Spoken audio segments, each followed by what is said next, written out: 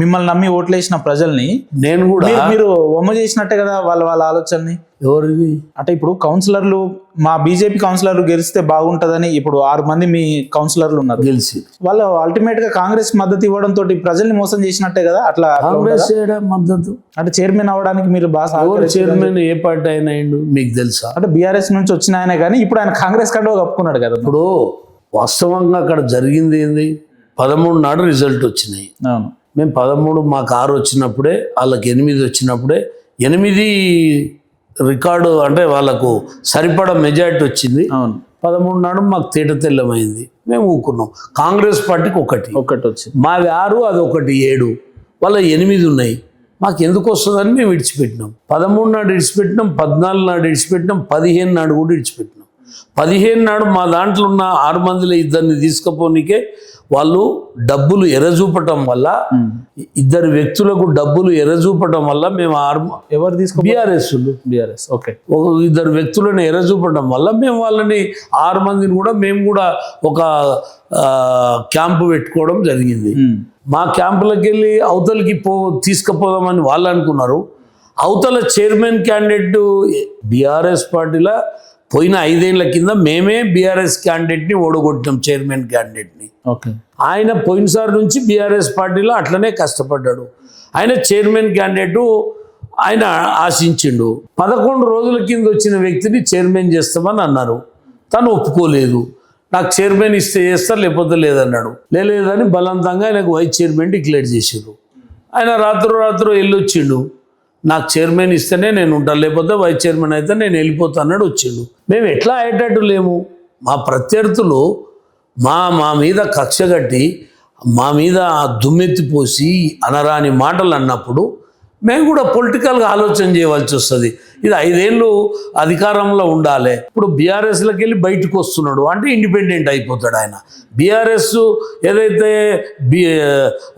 వాళ్ళకు విప్ ఇచ్చినటువంటి వ్యక్తి వేరే, ఆయన అందులోకి వెళ్ళి బయటకు వచ్చినప్పుడు ఈయన ఇండిపెండెంట్ అవుతాడు.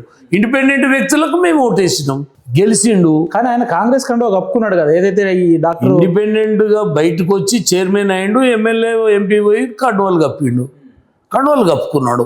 ఇప్పుడు గెలిచినాక ఆయన వెళ్ళకపోతే మాకు ఒక వైస్ చైర్మన్ రావాలనుకున్నాడు తప్ప ముందే పోలేదు కాంగ్రెస్ లో. ఇప్పుడు బీఆర్ఎస్లోకి వెళ్ళి బయటకు వచ్చిండు. మీరు ఎలక్షన్ జరుగుతున్నది లోపల చైర్మన్ది, నీ ఏ పార్టీ నీది అని అడిగితే ఆయన బీఆర్ఎస్ అని చెప్పిండు.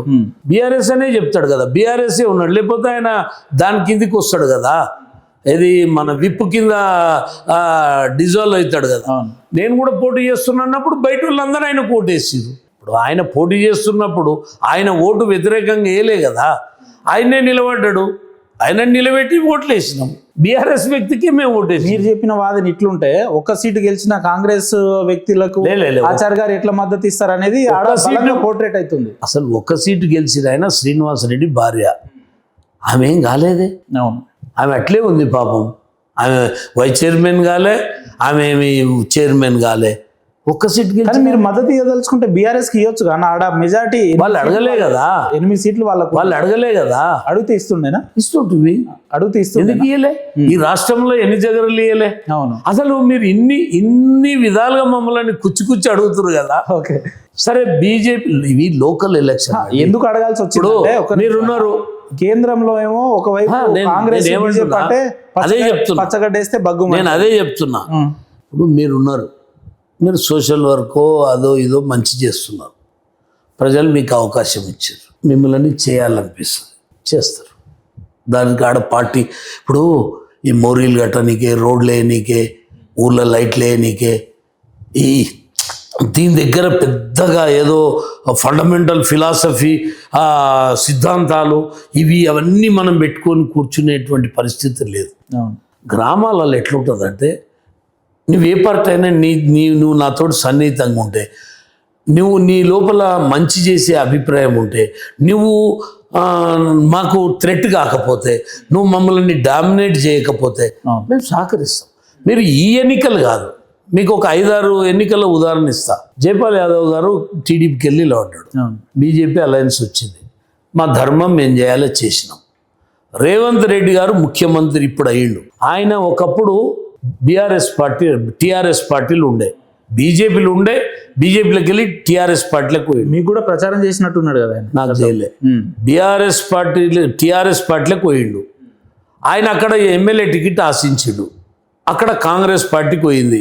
టీఆర్ఎస్ పార్టీకి అలయన్స్ రాక కాంగ్రెస్ పార్టీకి పోయింది. ఆయన టీఆర్ఎస్లోకి వెళ్ళి బయటకు వచ్చిండు. స్థానిక ఎన్నికలు వచ్చినాయి. అన్న నేను నిలబడతానే అని అన్నాడు. ఏడ నిలబడతా ఉన్నా, మిడ్జిల్ అన్నాడు.